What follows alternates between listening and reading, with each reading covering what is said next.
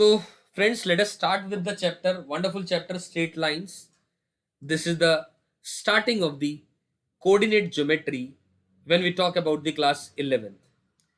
Coordinate geometry क्या है? Coordinate geometry geometry तो आपने पहले भी पढ़ा। तो कोऑर्डिनेट ज्योमेट्री में और ज्योमेट्री में क्या है फर्क? क्या है कोऑर्डिनेट ज्योमेट्री? क्या है? ब्रांच ऑफ ज्योमेट्री है जिसके अंदर में एल्जेब्रिक इक्वेशंस का इस्तेमाल किया जाता है पॉइंट को, लाइन को, कर्व को लिखने के लिए। मेरी बात समझ आ रही है?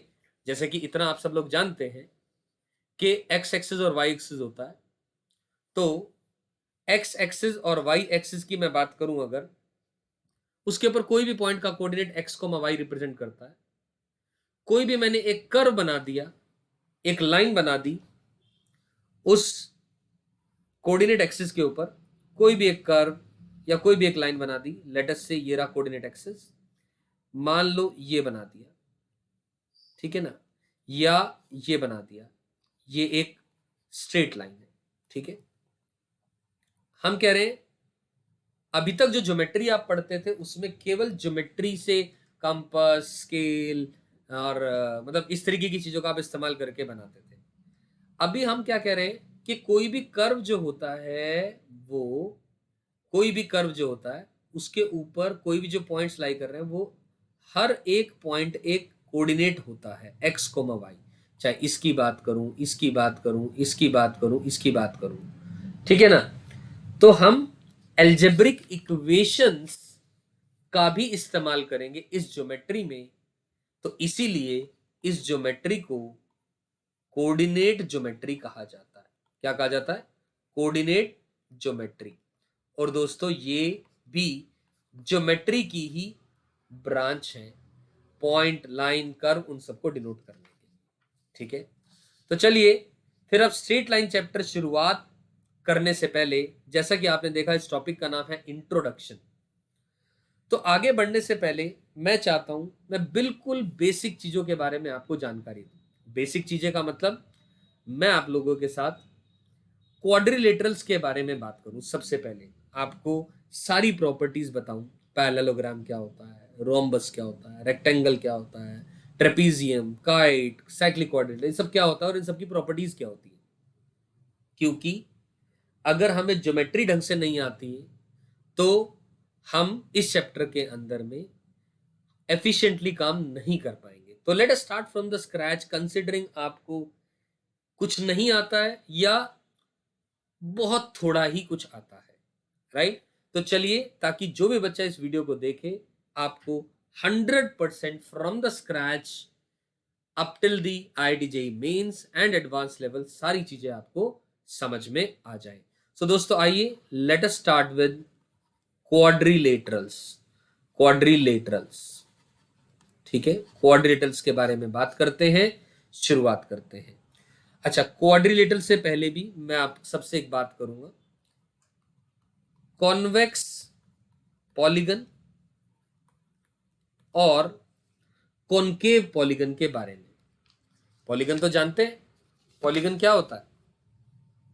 कोई भी ज्योमेट्रिकल फिगर, जैसे ये एक ट्राइंगल है जिसके अंदर में 3 साइड्स हैं, यानी n = 3 है, तो ये भी एक पॉलीगन है। n = 4 है, ये भी एक पॉलीगन है। It may be a square, rectangle, rhombus, what ever it may be, ठीक। और फिर बात आती है रेगुलर पॉलीगन क्या है।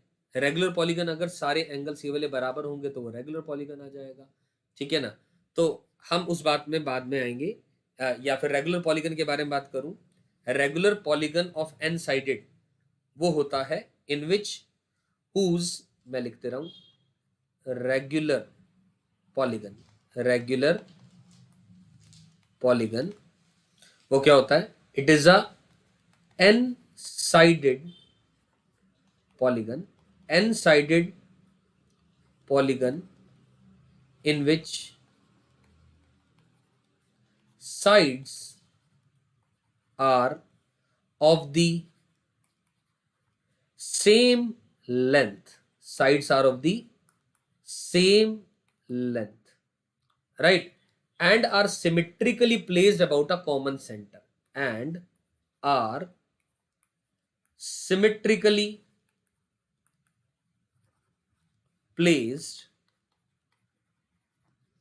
about a common centre, about a common centre. मेरी बात समझ आ रही है? जैसे कि ये एक स्क्वायर है तो ये एक पॉलीगन है, रेगुलर पॉलीगन है, सारी साइड्स लेंथ बराबर है, और जो सेंटर है, जो सेंटर है, मैंने क्या कहा, symmetrically placed about a common centre, यानी ये जो एंगल आएगा subtended by each side at the centre of this polygon all are equal. You getting my point? तो ये एक रेगुलर पॉलीगन की डेफिनेशन है कि सारी लेंथ्स बराबर होती है, ना केवल n इक्वल टू 4 के लिए, किसी भी n साइडेड पॉलीगन की बात कर रहे हैं हम यहाँ। तो दोस्तों आइए let us talk about a concave polygon. तो कॉनकेव पॉलीगन के बारे में हमने बात करी, तो कॉनकेव पॉलीगन क्या होता है? Concave polygon in which none of the interior angle, none of the interior angle is more than 180 degree. None of the interior angle is more than 180 degree, and a straight line and a straight line drawn and a straight line drawn through a convex polygon, through a convex polygon crosses at most two sides, at most two sides। मेरी बात समझने की कोशिश करें। Convex polygon वो polygon होता है जिसके अंदर में कोई भी इंटीरियर एंगल 180 डिग्री से ज्यादा नहीं है, and a straight line drawn through a convex polygon crosses at most two sides. Example के तौर पे अगर मैं आप सबके सामने बात करूं दोस्तों, तो एग्जाम्पल के तौर पे हम ये कह सकते हैं जैसे कि ये एक कॉन्वेक्स पॉलीगन है, लेट अस से, ठीक है ना, एक लाइन बनी और ज्यादा से ज्यादा इसने दो साइड्स को काटा, तो ऐसे पॉलीगन को कॉन्वेक्स पॉलीगन कहा जाता है। मेरी बात समझ आई यहां तक? चलिए बहुत बढ़िया। अब अगर कॉन्वेक्स पॉलीगन क्लियर है तो अब हमें कॉनकेव पॉलीगन के बारे में भी जानना चाहिए। तो आइए दोस्तों, कॉनकेव पॉलीगन क्या होता है इसके बारे में बात करते हैं। एक ऐसा पॉलीगन, कॉनकेव पॉलीगन क्या होता है? एक ऐसा पॉलीगन जिसके अंदर में in which at least one angle, in which at least one angle is more than 180 degree. कम से कम एक एंगल, आई एम रिपीटिंग, कम से कम एक एंगल 180 डिग्री से ज्यादा है। एंड एक और बात, we can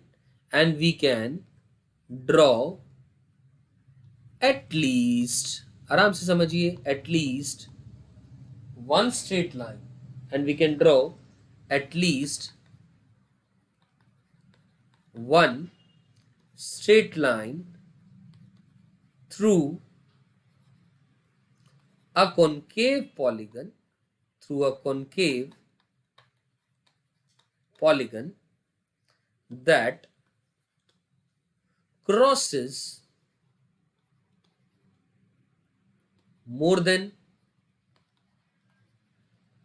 two sides, that crosses more than two sides। मतलब क्या है, आइए इस बारे में भी बात कर लेते हैं। इस बात को समझने के लिए लेट अस से एक मैं ऐसी फिगर बना दे रहा हूं आप सबके सामने, ये रहा, ये रहा, ये रहा और ये, और लेट अस से this is a closed figure. Now पहली बात ध्यान से देखिए दोस्तों, ये एंगल 180 डिग्री से ज्यादा आया कि नहीं आया? आया। दूसरी बात, एक लाइन बनाई, एट लीस्ट, देखो, eight we can draw at least one straight line through the concave polygon that crosses more than two sides। कितनी साइड्स क्रॉस हो रही हैं? 1 2 3 और ये 4। तो ऐसे पॉलीगन को कॉनकेव पॉलीगन कहा जाता है। आई एम श्योर अभी तक मैंने इस चैप्टर में आप लोगों को ये बताया कोऑर्डिनेट ज्योमेट्री और ज्योमेट्री में कोरिलेशन क्या है, क्वाड्रिलेटरल्स क्या होते हैं, पॉलीगन का मतलब क्या है, रेगुलर पॉलीगन का मतलब क्या है, कॉन्वेक्स पॉलीगन किसे कहते हैं और कॉनकेव पॉलीगन किसे कहते हैं। ये सारी बातें आई एम श्योर आप सबको अच्छे से समझ में आई। अब हम जेई पॉइंट ऑफ व्यू से बात करें तो we will be majorly, in fact we will be talking only about the convex figures. तो चलिए एक एक करके शुरुआत करते हैं। तो अब क्वाड्रिलेटरल नहीं, अब पूरा फैमिली ऑफ क्वाड्रिलेटरल के बारे में पढ़ते हैं। मैंने क्या कहा? केवल क्वाड्रिलेटरल नहीं, पूरा फैमिली, इसकी पूरी फैमिली के बारे में पढ़ते हैं। फैमिली ऑफ क्वाड्रिलेटरल के बारे में पढ़ते हैं। तो फैमिली ऑफ क्वाड्रिलेटरल के बारे में शुरुआत करते हैं। सबसे पहले हम क्वाड्रिलेटरल से ही शुरुआत करते हैं। क्वाड्रिलेटरल का मतलब क्या है, फिर इसकी फैमिली के बारे में भी बातें करेंगे, क्योंकि इसकी फैमिली में बहुत सारी चीजें आती हैं। क्या क्या? जैसे कि parallelogram, rectangle, rhombus, square, trapezium, kite, cyclic quadrilateral, ये सब के बारे में डिटेल्ड बात करेंगे। ठीक है ना? मतलब ताकि ये वीडियो देख करके आपको कुछ और देखने समझने की जरूरत ना पड़े, इसमें सब कुछ कवर हो जाए। तो let us talk about the quadrilateral. अब क्वाड्रिलेटरल के बारे में क्या पढ़ने वाले हम लोग, आइए दोस्तों let us talk about this thing also. हम क्वाड्रिलेटरल के बारे में बात करेंगे एरिया, यानी लेट अस से, ये बात कर ली मैंने, ये कुछ भी, ठीक है ना, कोई एक स्पेसिफिक शेप नहीं बोली मैंने, वरना एक पैरेललोग्राम या ट्रेपीजियम इस तरीके की बात नहीं कर रहा हूं मैं। लेट अस से ये ए बी सी डी है, करेक्ट। ए और सी को ज्वाइन किया और बी और डी को भी ज्वाइन किया, ठीक है। एंड दोस्तों मैं आप सबको बता दूं, जो ए सी डायगोनल है, लेट अस से उसकी लेंथ d1 है और जो बी डी है उसकी डायगोनल d2 है, ठीक है। और ये जो एंगल लिया, लेट अस से ये एंगल फाई है, तो ये भी जो एंगल होगा this will be also phi. और दोस्तों ये जो एंगल आएगा, this one I am talking about, this one will be pi minus का फाई। और ये वाला जो एंगल आएगा वर्टिकल ऑपोजिट नेचर की वजह से ये वाला एंगल भी पाई माइनस का फाई हो जाएगा। यहां तक बात समझ में आई? और एक और बात क्या, ध्यान से सुने, ये जो पॉइंट है बीच में, इसको ओ मान लो, जो डायगोनल्स का इंटरसेक्शन पॉइंट है। तो ए ओ को मैंने माना लेटस से x1, ओ सी को माना लेटस से x2 और डी ओ को माना लेटस से y1 और ओ बी को माना लेटस से y2। सही है? ये हमने लेंथ की बात करी है, ये हमने लेंथ की बात कर ली यहां तक। चलिए अब what I am interested in, area, area of the quadrilateral, area of the quadrilateral A B C D, इसके बारे में अपन बात करना चाह रहे हैं। कैन आई से दोस्तों, area of the quadrilateral ABC is nothing but the area of the triangle ABC plus area of the triangle ADC, ऐसा बोल सकते हैं अपन लोग, ठीक है। अब एरिया के बारे में बात करें दोस्तों, एरिया, एरिया क्या हो जाएगा? क्या मैं लिख सकता हूं half into d1 into d2 into sine phi. ये मैं प्रूव करके आपको दिखा रहा हूं कैसे आएगा। ये होता है area, this is the area of this one. इसका प्रूफ क्या है वो भी मैं आपको समझा दे रहा हूं ताकि आपको 1% भी दिक्कत ना आए। कैन आई से, जो एरिया है वो Δ1 प्लस Δ2 प्लस Δ3 प्लस Δ4, ऐसा लिख सकता हूं। जो छोटे छोटे triangle A O B, B O C, C O D, DOA, इन सब के ट्राइंगल्स के एरिया का एडिशन कर सकते हैं हम लोग। सही है। अब एरिया ऑफ द ट्राइंगल्स का एडिशन करेंगे, यानी कहने का मतलब हाफ ऑफ, अब जैसे मैं नीचे वाले ट्राइंगल की बात करूं, AOX1 है और B और DO जो है वो क्या है, Y1 है। एक ट्राइंगल के अंदर में क्या होता है, एरिया। अगर आपको नहीं पता तो मैं बता दे रहा हूं, एक ट्राइंगल में अगर ये ट्राइंगल ABC है, ये A साइड लेंथ, ये B साइड लेंथ, ये C, तो एरिया ऑफ द ट्राइंगल जो होता है half of A cross B, ये वेक्टर प्रोडक्ट होता है। एक्चुअली वेक्टर में जाकर के आप सीखते हैं, आपने फिजिक्स में शायद सीखा होगा, नहीं सीखा होगा तो अभी के लिए मान लें, यानी इसको हाफ ऑफ मॉड A, यानी AB sine of the angle contained between these two vectors, यानी ये, ठीक है ना। मतलब ये किसी भी ट्राइंगल के अंदर में होल्ड ट्रू करती है बात, ये half of the two sides length multiplied by the angle between those two side lengths will give you the area of the given triangle. तो उस लिहाज से बात करें तो half of x1 into y1 into sine of pi minus 5 will be sine 5, right? Plus half of x2 into y2 into sine 5, right? Plus half of x1 y2 sine 5 plus half of x2 y1 sine 5, ये values आ जाएगी। मेरी बात समझ आई?